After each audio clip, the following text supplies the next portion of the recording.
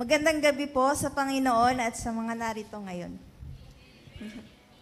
Ako po si Fitzgerald Tubil. Ako naman po si Crisnel Tubil at kami ay 6 na taon ng kasal at meron kaming isang anak na babae. Ngayong gabi ay nais naming ibahagi kung paano unting-unting inayos ni Lord ang aming buhay mag-asawa at kung gaano kabuti si Lord sa amin. Year 2014, nung dinala kami ni Lord sa bahay-sambahan na ito, during that time, ay nagsasama na po kami ni Brother Fitch. Yes po, nagli-live-in na po kami. Parehas po kami na Christian that time, pero ginawa pa rin namin sa katigasan ng ulo. Madami kaming narinig mula sa pamilya at kamag-anak namin na mali ang ginagawa namin. Pero hindi pa rin namin ito pinapansin. At patuloy pa rin kami na nagkasama ng hindi kasal. Sa isip namin, nung time na yon, wala naman tayong tinatapakan tao at hindi naman tayo nakapirwisyo. Pero dumating sa point na pag nag-church kami, ay parang panama lagi ang preaching sa amin. Hebrews 13:4, marriage should be honored by all, and the marriage bed kept pure. For God will judge the adulterer and all the sexually immoral. Mga preaching na patama at tagos sa puso at buto, na parang pag narinig namin ay hindi kami makatingin kina pastor ng diretso at parang gusto na lang naming lumabas at umuwi na lang. At dahil sa conviction, ay on-off kami sa church. Kung baga, weather na lang kami sa church. Simba ngayon, next Sunday hindi, lulubog, lilitaw.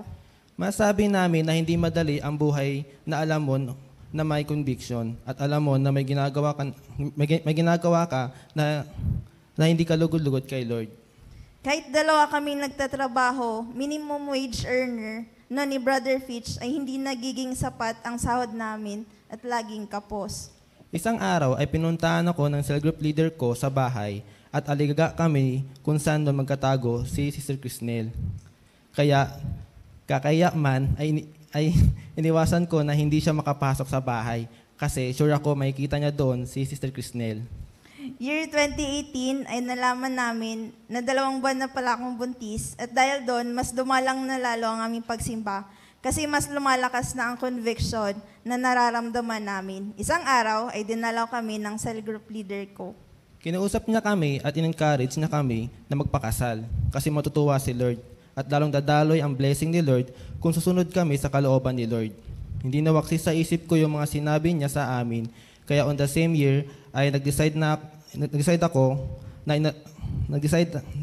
at inalok ko si Sister Crisnel na magpakasal kami. At mula nang pinili namin ang gawin ng tama, doon namin napil ang gaan ng pakiramdam. Yung feeling na nakawala ka sa isang gapos ng kasalanan na ilang taon namin pilit itinatago. Salamat kay Lord dahil hindi niya kami sinukuan at gumamit siya ng mga taong gumabay sa amin pabalik sa Kanya. Pero dumating ang unang malaking problema sa buhay naming mag-asawa nung kinailangan ko na pumunta ng probinsya para doon manganak. Kasi natatakot ako na manganak dito sa Manila kasi kami lang dalawa ni Brother Fitch at maigi na sa probinsya kami kasi madami ang aagapay sa aking panganganak. Nag-resign ako sa trabaho ko at naunang umuwi sa probinsya. Naiwan ako dito sa Manila kasi hindi agad-agad makaalis sa trabaho kasi ayaw ibigay ng boss ko ang sahod ko. Humaba ang proseso nun at umabot sa kasuhan para lang i-release nila ang sahod ko. Opo, wala po si Brother Fitch nung nanganak ako. Mahirap ang point na yun sa buhay ko kasi wala siya at nung time na yun ay emergency CS ako para ipanganak ang anak namin.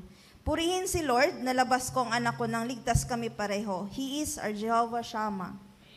Nasani kong anak namin nun pero wala akong magawa kasi malayo ko sa mag-ina ko.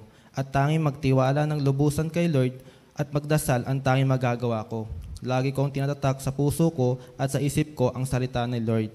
Psalms 34 verse 18, peace I leave with you, my peace I give you, I do not give to you as the world gives. Do not let your heart be troubled and do not be afraid. At pinanatag ni Lord ang puso't isip ko, He is our Jehovah Shalom. Ang work namin ngayon ay nasa online platform. Ang currently ginagamit ni Lord upang tugunan ang pangangailangan namin sa araw-araw. Malakay 3:10, dalhin ninyo ng buong buo ang inyong mga ikasampung bahagi sa tahanan ng Diyos upang matugunan ang pangangailangan sa aking tahanan. Subukin ninyo ako sa bagay na ito. Kung hindi ko buksan ang mga bintana ng langit at ibuhos sa inyo ang masaganang pagpapala, ang kalamitang verse na maririnig tuwing tithes and offering na nag-encourage para magbigay kay Lord. Akala namin nung una ay okay lang estimate ang pagbibigay kay Lord. At least nakapagbigay kami. Kaya nagbibigay kami ng tithes namin, estimate.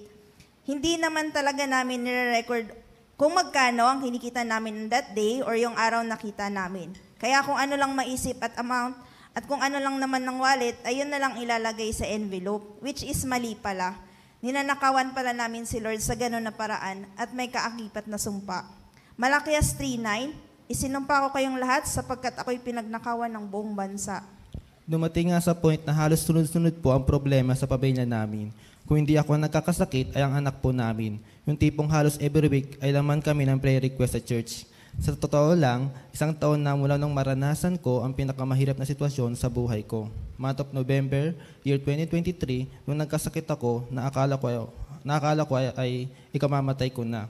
3 straight na araw na hindi ako nakatulog dahil nahirapan akong huminga. Nag-decide ako na i-video call ang taong malapit sa puso ko.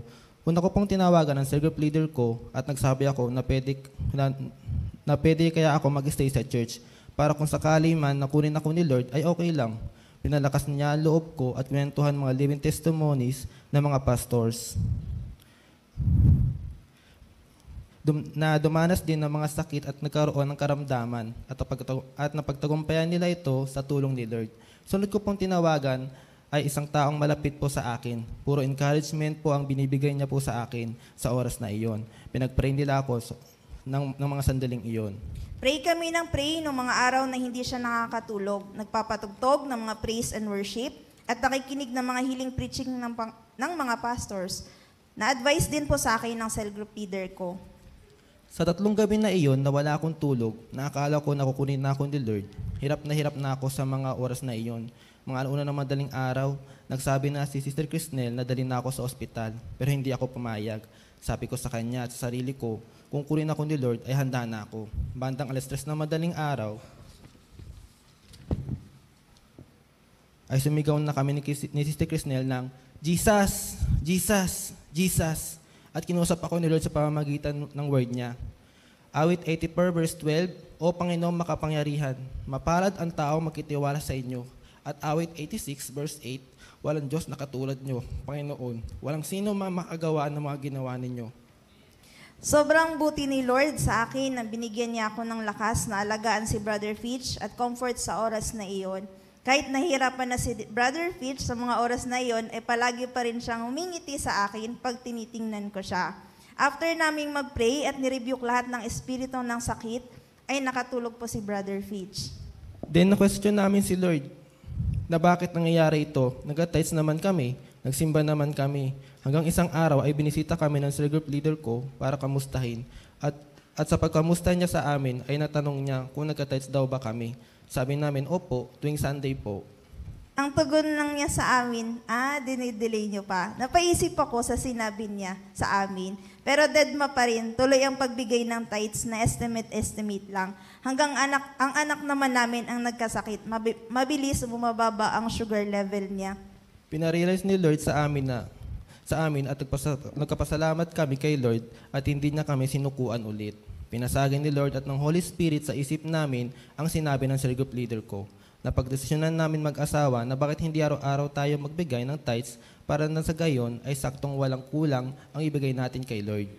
Kaya kinausap ko ang cell group leader ko regarding sa gusto ng Lord na gawin namin at pumayag po sila. Praise God, mula sa araw na iyon, naging maayos, malusog at magaan ang buhay namin buong pamilya. Hindi na po kami nagkakasakit at kahit sino man sa amin.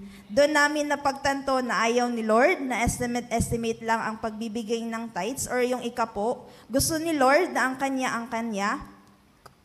ay kanya, sumobra ka na, wag lang kumulang. Lucas 16:10-12, ang mapagkatiwalaan sa maliit na bagay ay mapagkakatiwalaan din sa malaking bagay. Ang mandaraya sa maliit na bagay ay mandaraya rin sa malaking bagay.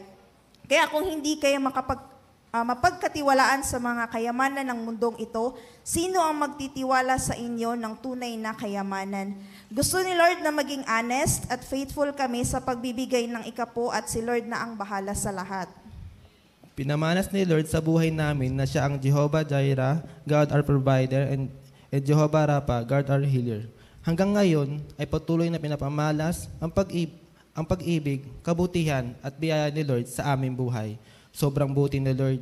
Hindi lang pinansyal na aspeto at ang pinuno niya sa buhay namin, kundi pati pisikal.